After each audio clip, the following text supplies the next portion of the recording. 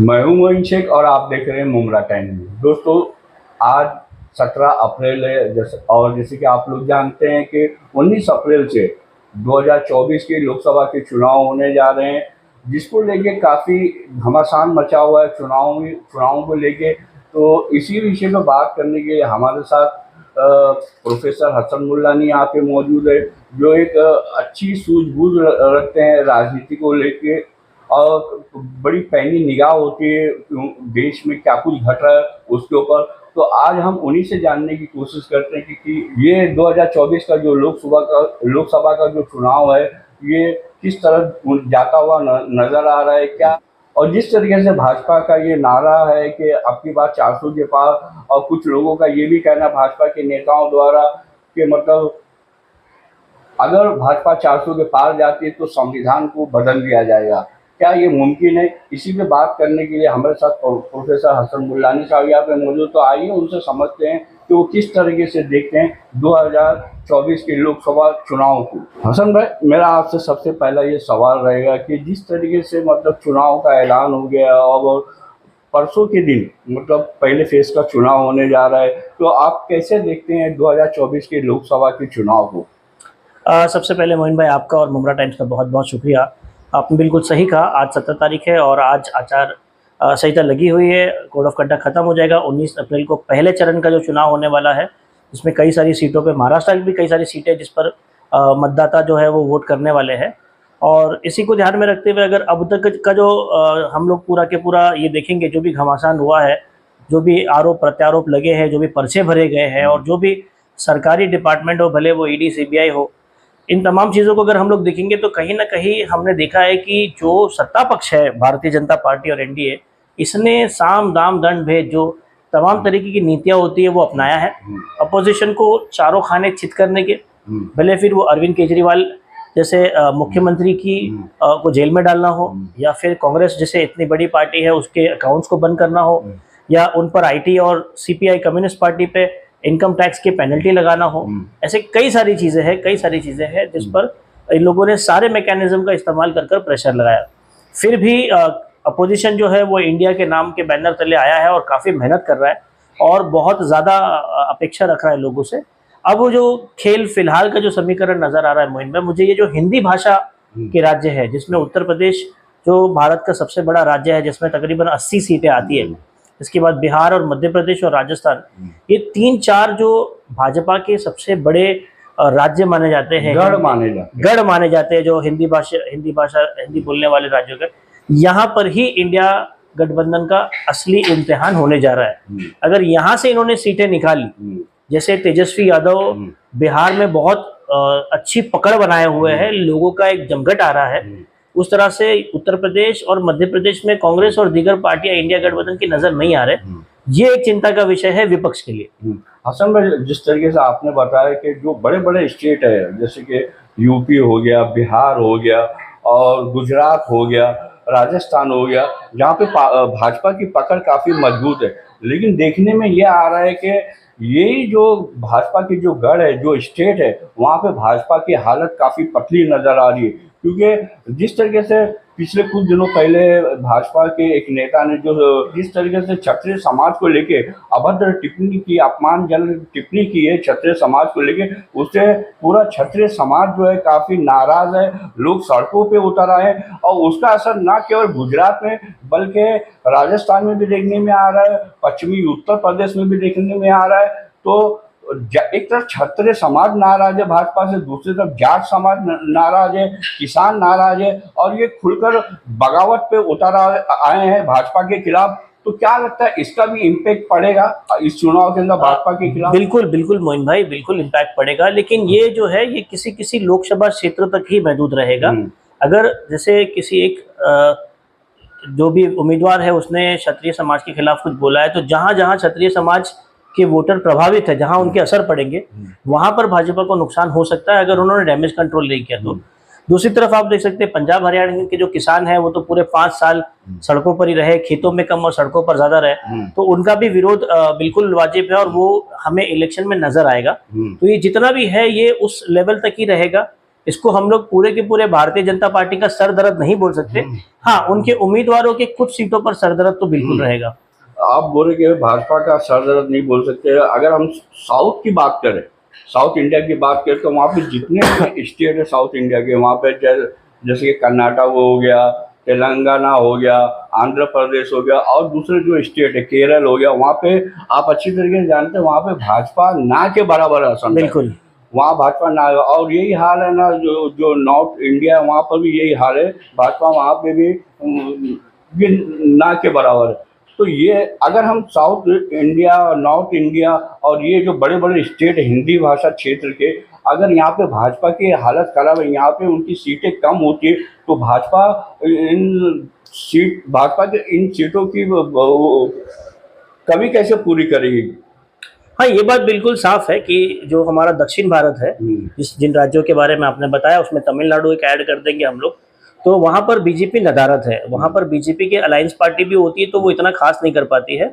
और हर राज्य में अगर आप उड़ीसा देख लीजिए तो नवीन पटनायक जो वहाँ के मुख्यमंत्री है, बीजू जनता दल, वो बीजेपी के साथ में नहीं है और वो अपना अकेला लड़ रहे हैं और काफी अच्छे से। आज बीआरएस जो है, ठीक है, वो भी अकेला लड़ रहा है, बीजेपी को बुरा बोल रहा है। और स्टालिन जो है, जो तमिलनाडु के मुख्यमंत्री है, ये लोगों ने पूरी कोशिश की। और इंडिया का जो गठबंधन है, राहुल गांधी खुद केरला के वायनाड से लड़ रहे हैं, तो वो साउथ इंडिया का फेस बने हुए हैं। साउथ इंडिया के लोग बहुत अच्छी तरह से एक्सेप्ट कर रहे हैं उनको। तो साउथ इंडिया में तो नुकसान है बीजेपी को। बीजेपी का पूरा एक खेल है ये जो हिंदी भाषा के जो मध्य भारत के जो क्षेत्र है, इसी में सारा के सारा खेल है, जहां पर आप बता रहे हैं वो सारे मुद्दे आएंगे और सरदर्द बनेंगे। हिंदी भाषा क्षेत्र की आप बात कर रहे हैं संजय, तो वहाँ पे तो कई ऐसे स्टेट है, महाराष्ट्र में भी हालत खराब है भाजपा की हसन भाई। महाराष्ट्र वो स्टेट है जो यूपी के बाद सबसे बड़ी लोकसभा, सबसे ज्यादा लोकसभा की सीटें महाराष्ट्र से भी आती है। तो यूपी में भी हालत खराब है, महाराष्ट्र में भी हालत खराब है भाजपा की। यहाँ पर भी उनका जो चुनावी समीकरण काफी बिगड़ा हुआ दिखाई दे रहा है। अभी तक का जो तालमेल जो होना चाहिए, जो एनडीए गठबंधन का, वो अभी होता हुआ दिखाई नहीं दे रहा। यहाँ पे भी भाजपा की सीटें फंसी हुई है। तो आखिर वही मेरा सवाल था कि जो ये भाजपा की जो सीटें जो फंसी हुई है, उसकी भरपाई भाजपा कहाँ से करेगी? देखिए, ये सब प्रोपोगंडा था उनका, और ये प्रोपोगंडा 10 साल अवाम ने सुन लिया। हाँ। भारत के लोगों ने, खासकर जो मध्यम वर्ग के लोग थे, उनको 50 रुपए का पेट्रोल और 30 रुपए का डॉलर और तमाम चीजें बताई गई थी, लेकिन हुआ उसके पूरा के पूरा उल्टा। तो ये प्रोपोगंडा बहुत देर तक नहीं चलता। प्रोपोगंडा सामने आया, और जिस तरह महाराष्ट्र में 48 सीट है और इन्होंने 3 पहिए की रिक्शा में 4-5 लोगों को ले लिया है, तो फिर रिक्शा चलेगी कैसे? आप देखिए, एकनाथ शिंदे का जो गुट है, उसके बाद अजित पवार का जो गुट है, बीजेपी की खुद के 105 एमएलए थे, अब 3 पे 1 फ्री राज ठाकरे भी आ गए। तो ऐसे इतने सारे लोग होंगे, इन सबको एडजस्ट करना, सीटों का बंटवारा करना। अब तक कई सारे अहम सीटों पर अब तक के बराबर से कैंडिडेट अनाउंस नहीं किए गए। आप नासिक का देख लो, नासिक के तालमेल अभी तक नहीं बना। क्या चाहते हैं असम में? महाराष्ट्र में क्या होने जा रहा है लोकसभा? महाराष्ट्र में अभी की फिलहाल की स्थिति देखकर लगता है कि महाराष्ट्र विकास आघाड़ी जो है, एमवीए है, जिसमें शरद पवार गठ, उद्धव ठाकरे और कांग्रेस के अलायंस जो है, ये लोग मुझे लगता है कि अच्छा परफॉर्म करेंगे, क्योंकि इन्होंने एमपी के कैंडिडेट्स पर बहुत अच्छी रिसर्च की है। बजाय बीजेपी और शिवसेना के देख लो तो कुछ बहुत सारे कैंडिडेट्स दूसरे पार्टी से उड़ी मार कर यहाँ आए हुए। तो जो पुराने उस पार्टी के लोग होते, जैसे भाजपा के जो लोग होते हैं, वो नाराज होते हैं। जब अशोकराव चौहान जैसा आदमी आ जाता है और खासदार बन जाता है 24 घंटे के अंदर, तो बाकी के लोग ऐसे रह जाते हैं, तो वो कैडर नाराज होता है, उनको खुश करना बहुत मुश्किल होता है। इसके बाद में एक डैमेज कंट्रोल मोड जो बीजेपी और शिवसेना शिंदे गुट को करना चाहिए था, वो नहीं कर पा रहे या नहीं हो पा रहा है, वो यही है कि जो लोगों को टिकट अनाउंस नहीं हो पा रही है, तो वो जाकर अपक्ष लड़ रहा है, या फिर वो सामने वाले गुट में जाकर, शरद पवार गुट में जाकर ज्वाइंट हो रहा है और वहां से वो एमपी लड़ रहा है। तो फिलहाल की स्थिति तो लग रही है कि यहाँ पर एमवीए जो महाराष्ट्र विकास आघाड़ी है, ये थोड़ा सा अपर हैंड पर है। लेकिन फिर वही बात है कि मतदाताओं के दिलों में क्या है, ये तो हमको जून में ही पता चलेगा। असल में कुछ लोगों का ये भी कहना है कि 2024 लोकसभा का जो चुनाव है, ये एक ऐतिहासिक चुनाव होने जा रहा है, क्योंकि ना बहुत सारे भाजपा नेताओं के, मतलब जिस तरीके से भाजपा ये नारा दे रही है कि अब की बार 400 के पार, और इसी नारे को लेके मतलब भाजपा के कुछ नेताओं का ये कहना है कि अगर भाजपा 400 के पार आती है तो देश का जो संविधान है उसको बदल दिया जाएगा। और शायद हो सकता है कि इसके बाद है ना कोई लोकसभा का चुनाव भी ना हो, ऐसी लोगों के अंदर चर्चाएं भी हो रही है। तो आप क्या कहते हैं इस सारे मामलों को लेके? आपको क्या लगता है कि भाजपा अगर 400 के पार आएगी तो संविधान को बदल दिया जाएगा? आपको ऐसा लगता है? ये तो एक जुमला जैसे ही लगता है कि 400 के पार। जहाँ तक मुझे मालूम है शायद 400 कैंडिडेट के नाम भी उन लोगों ने अनाउंस नहीं किए अभी तक के। 400 कैंडिडेट के अनाउंस नाम करना बाकी है, और अगर करे भी होंगे तो ऐसी ऐसी जगह पर है जहाँ पर उनका कभी होल्ड नहीं रहा। एक तो ये बात है। दूसरी बात, जैसे आपने बताया मुझे कि संविधान को बदलना, तो संविधान को बदलना नामुमकिन है। सुप्रीम कोर्ट ऑफ इंडिया के चीफ जस्टिस ने कहा है, कई बार कहा गया है। अब नितिन गडकरी जैसे जो मंत्री रहे हैं भाजपा के काल में, उन्होंने भी ये कहा है कि हम संविधान को नहीं बदलेंगे। हाँ, कुछ खंड जो है, कुछ चीजें हैं जिनको बदलना है। जैसे पिछली बार के मैनिफेस्टो में उन्होंने 370 का जिक्र किया था, उन्होंने बिहार को विशेष दर्जा दिलाने की बात की थी, काफी सारी बात की थी, लेकिन उन्होंने अपने मतलब पूर्ति की चीजों को बदल दिया। कश्मीर से 370 को हटा देना हो गया, वो हटा। उसी तरह से यूनिफॉर्म सिविल कोड जो है, यूसीसी है, उसको लागू करने की बात की गई है इसमें। तो संविधान को तो ये लोग नहीं बदल सकते, हाँ, लेकिन कुछ ऐसी चीजें ला सकते हैं जिससे हमारे देश के लोगों को, खास करके वो लोग जो पिछड़ी जाति के हैं, माइनॉरिटी कम्युनिटी से आते हैं, हमारे बहुजन समाज से आते हैं, उनको बहुत ज्यादा दिक्कत होगी। अच्छा हसन भाई, मैं एक सवाल और आपसे पूछना चाहूँगा। बॉन्ड है, उसका भी मामला काफ़ी गरमाया हुआ था, और जिस तरीके से सुप्रीम कोर्ट ने मतलब उसको भी लेके मतलब एसबीआई बैंक को जो मतलब नोटिस भेजा था और जो टिप्पणी की थी सुप्रीम कोर्ट ने, क्या इन सब मामलों का भी असर इस चुनाव के ऊपर आपको होता हुआ नजर आ रहा है? इलेक्ट्रल बॉन्ड एक बहुत बड़ा मुद्दा है जिसको राहुल गांधी और उसकी पार्टी बहुत अच्छे से भुना रही है। बाकी के जो दल वाले हैं, जो उनके साथ में जो भी इंडिया अलायंस में, शायद वो उतना नहीं कर पा रहे, क्योंकि आप देखेंगे तो ममता बनर्जी को भी कई 100 करोड़ रुपए मिले हैं। राष्ट्रवादी कांग्रेस, उस वक्त शरद पवार गढ़ था, तो उनको भी कई 100 करोड़ रुपए मिले। तो ऐसे अलग अलग लोगों को अलग अलग करोड़ों में चंदा मिला है, तो हो सकता है कि वो उनके भी हाथ दबे हुए हो। लेकिन कांग्रेस ने बहुत बड़े तरीके पे इलेक्ट्रल बॉन्ड के खिलाफ मोर्चा खोला है।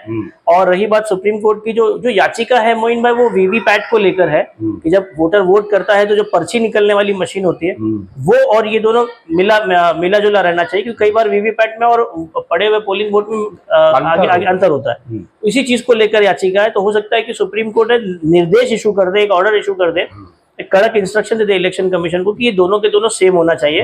और अगर सेम नहीं हो तो वो मशीन की काउंटिंग नहीं होगी वगैरह। ईवीएम हट जाना 2024 के चुनाव में ये नहीं होगा, क्योंकि ईवीएम के ही जरिए सारे वोटिंग होने वाली है। तो ओवरऑल हसन भाई, आप क्या देखते हैं कि 2024 के लोकसभा के चुनाव के परिणाम क्या आ सकते हैं? क्या एक बार फिर मोदी जी जो है वो तीसरी बार देश के प्रधानमंत्री बनेंगे, या झोला उठा के चल देंगे? क्या लगता है आपको? नहीं, बहुत जल्दी हो जाएगा इस बात पर अभी कुछ अपनी बात रखना। बहुत जल्दी हो जाएगा। अभी हमारे पास 2 महीने का टाइम बाकी है, और कई सारी चीजें होना बाकी है। अभी तो पहले चरण का चुनाव नहीं हुआ, 7वें चरण के चुनाव 7 चरण में होने वाले हैं। सलीमान अलग अलग बड़े बड़े फेजेस में होने वाले हैं, तो मैं अभी नहीं बोल सकता। लेकिन हाँ, ये बात है कि 2014 और 2019 में जिस तरह से विपक्ष एकदम सरेंडर था, खासकर 2019 में कोई बीजेपी और एनडीए के खिलाफ लड़ नहीं रहा था, बहुत शांति से चला गया और बहुत काफी मजबूती से इस वक्त बहुत तगड़ा अलायंस बना हुआ है।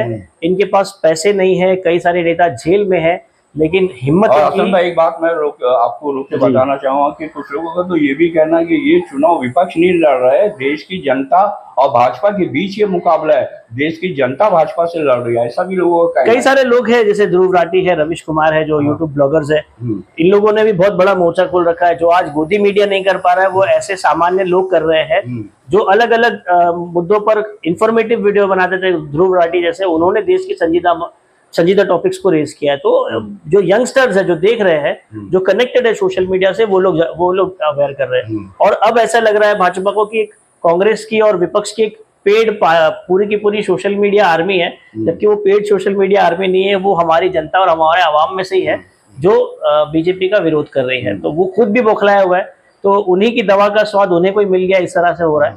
लेकिन फिर वही बात है कि बहुत जल्दी होगा कुछ बोलना। 7 चरणों में 7 फेजेस में, तो अभी दिल्ली दूर है। तो दोस्तों, ये थे प्रोफेसर हसन मुनवानी, जिनसे हमने 2024 लोकसभा चुनाव को लेकर विस्तार से चर्चा की, और इन्होंने अपने देश में जिस तरीके से मतलब राजनीतिक माहौल बना हुआ, जो समीकरण बना है लोकसभा चुनाव का, उसके ऊपर उन्होंने बहुत ही सटीक तरीके से अपना अपना अपनी बातें रखी है। और आप उनकी बातों से कितना सहमत है, हमें कमेंट करके ज़रूर बताएं। तो दोस्तों फिर मिलते हैं।